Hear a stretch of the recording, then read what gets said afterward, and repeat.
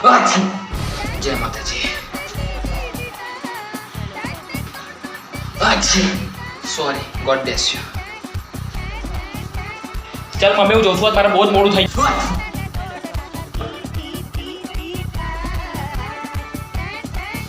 તને ખબર હતી કે મને મોડું થઈ ગયું, તારે જખવાના શીખવાની જરૂર હતી? રોકી નહીં ખાતી અમારા 5 મિનિટ ઉભું રહેવું પડશે ને ઘરમાં.